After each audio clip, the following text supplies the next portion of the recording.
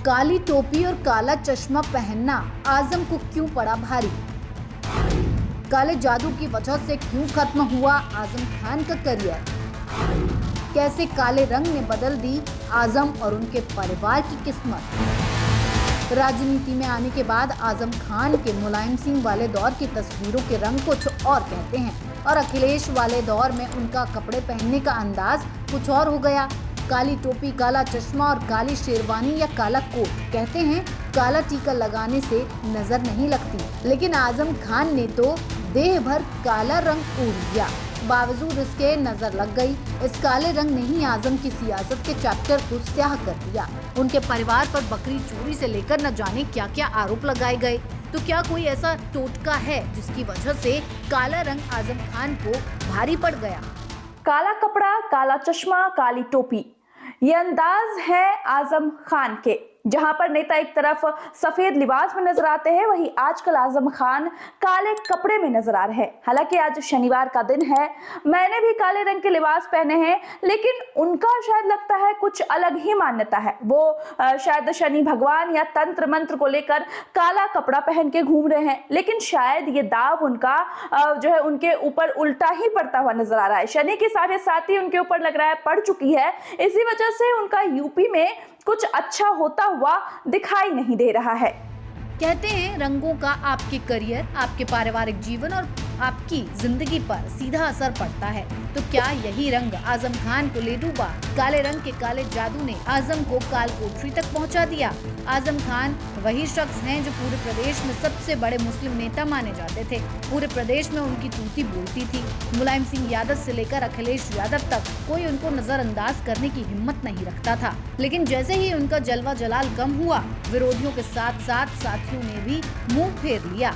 एक वक्त में उनके कद का अंदाजा इस बात से लगाया जा सकता है कि जेल में रहने के बावजूद अखिलेश यादव को आजम खान को महासचिव बनाना पड़ा था। सोचिए, आज उसी नेता को कोई पूछने वाला नहीं है। जरा आजम खान के ऊपर लगे आरोपों, काले कारनामों की फहरिस्त पर भी एक नजर डाल लेते हैं।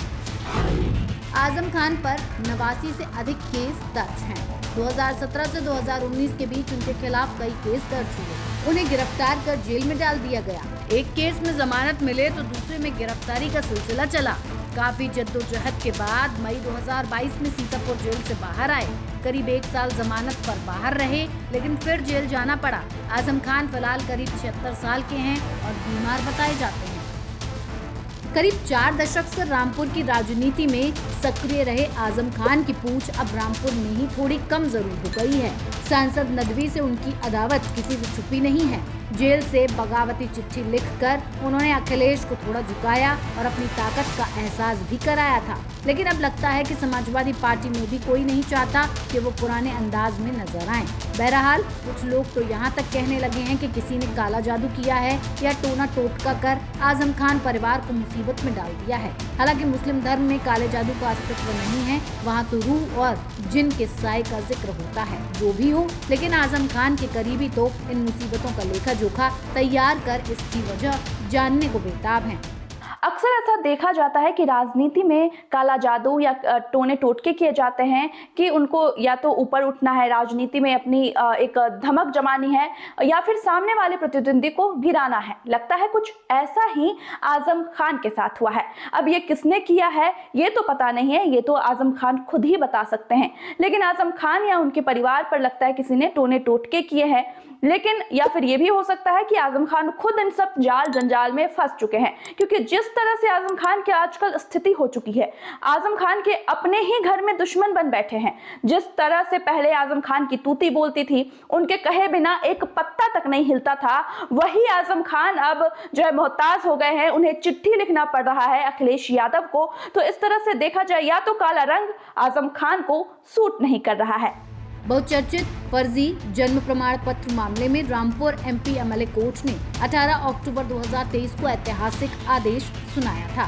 कोर्ट ने आजम खान, उनकी पत्नी तंजीम फातिमा और बेटे अब्दुल्ला आजम को 7-7 साल की सजा सुनाई थी। इसके बाद तीनों को पुलिस अभिरक्षा में कोर्ट से सीधे जेल भेज दिया गया। सुरक्षा कारणों से 26 अक्टूबर 2023 को आजम खान को रामपुर से सीतापुर जेल शिफ्ट कर दिया गया। इसके बाद से वो जेल में ही बंद हैं। बेटे और पत्नी फिलहाल जमानत पर बाहर हैं, लेकिन कोर्ट की तारीखों पर उन्हें पेश होना पड़ता है, यानी बहुत बुरा फंस चुके हैं। आपकी राय क्या है, हम कमेंट करके जरूर बताएं।